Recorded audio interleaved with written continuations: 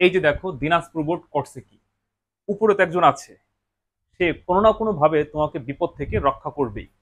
তো কান্নাকাটি করে কোনো লাভ নাই, সারা বছর পড়াশোনায় ফাঁকি দিচ্ছ, কত করে বলছি পড়াশোনা করো পড়াশোনা করো, এখন কান্নাকাটি করে লাভ কি? তারপরেও মানে যাদের 6টা 7টা হয়েছে, তোমরা জানো যে আইসিটি এমসিকিউ 25টা আসে, 8টায় পাস, 3 ভাগের 1 ভাগ। তো যাদের ধরো 6টা 7টা হয়েছে তারা অনেক দুশ্চিন্তা আছে এই মুহূর্তে, আর যাদের এর কম হয়েছে তাদের তো হিসাবই থাকবে না। এই জন্য বারবার বলে আইসিটি পরীক্ষার এমসিকিউ হুবহু আসে না, এইখানেই স্টুডেন্ট বেশি খারাপ করে ফেলে। তো যাই হোক, দিনাজপুর বোর্ডে এই যে একটা প্রশ্ন ভুল করছে, এইটা অটো মার্ক পেয়ে যাবা না। তো 6টা 7টা হইলে এই অটো মার্কের জন্য তোমার পাস হয়ে যাবে। এখন জানি না এরকম আরো কোন কোন বোর্ড করছে কি জানি না, আমি একটা একটা করে যাচাই করতেছি তোমাদের কান্নাকাটির জন্য। তো যারা 26 বা 27 সালে পরীক্ষার্থী আছে তারা এখন থেকে সাবধান হয়ে যাও প্লিজ, নয়তো ভবিষ্যতে এদের মতো কান্নাকাটি করা লাগবে।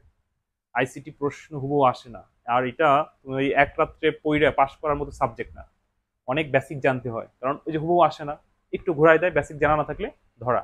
আচ্ছা, কেন এই প্রশ্নটা কি ভুল আমি একটু বলি। বলছে যে এই উদ্দীপকটার উপর ভিত্তি করে 12 এবং 13-র উত্তর দাও, ও তার আগে হচ্ছে এটা আমি যে এমসিকিউ সেট ক আর উত্তর লিখে রাখছি স্ক্রিনশট দিয়ে রাখো, যাদের অ্যান্সার প্রয়োজন এখান থেকে সংগ্রহ করে নিও, তোমার সেট অনুযায়ী তুমি মিলাই নিও। ওকে। তো বলছে যে যে ওয়াই এর মান কত। তো আমরা যদি মানটা বের করি, এটা হচ্ছে ন্যান্ড গেট, এটাও ন্যান্ড গেট, তাহলে এ এবং বি হোল নট, আবার এ বি হোল নট প্রবেশ করলে 2টা হোল নট, তো 2টা মানে একটা না, অর্থাৎ 12তে দাঁড়াবে এবি। এবি 12তে কোথায়? 12তে কতে আছে এবি। এবার 13তে বলছে যে ওয়াই সমান 0 হবে কখন, মানে এটা সমান সমান 0 হবে, 0 হবে কখন। এখানে অপশন দিচ্ছে 4টা।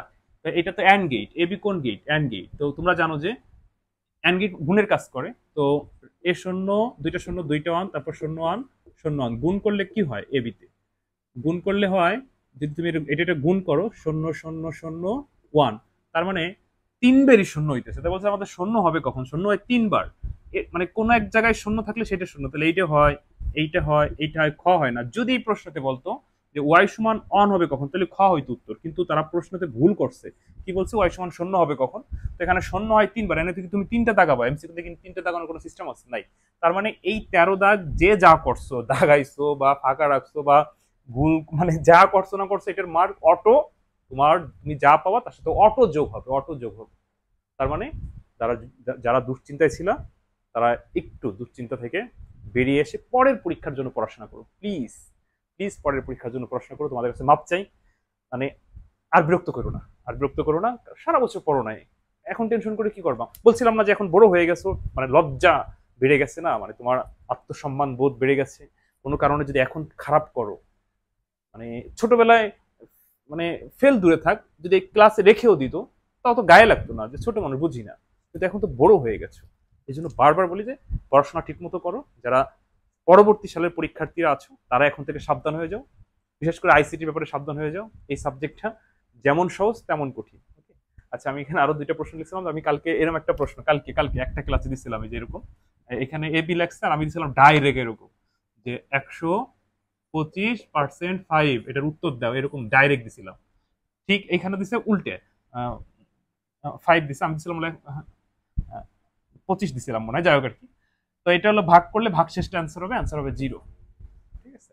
আর এটা সমকক্ষ মান বাইনারিতে যারা কারাদানি বলছিল যে ক্যালকুলেটর দিয়ে পাস করা যায়, এই যে আইসি একটা করো পাস ক্যালকুলেটর দিয়ে। আইসিটি প্রশ্ন ওই মানে ধাপ্পাবাজ গল্পবাজে চলে না, বেসিক জানতে হয়, অনেক বেসিক জানতে হয়, অনেক বেসিক জানতে হয়। তো যাই হোক, সবার জন্য দোয়া রইলো, কেউ টেনশন করো না, উপর একজন আছে, সেই ভালো, যা ভালো তাই করবে।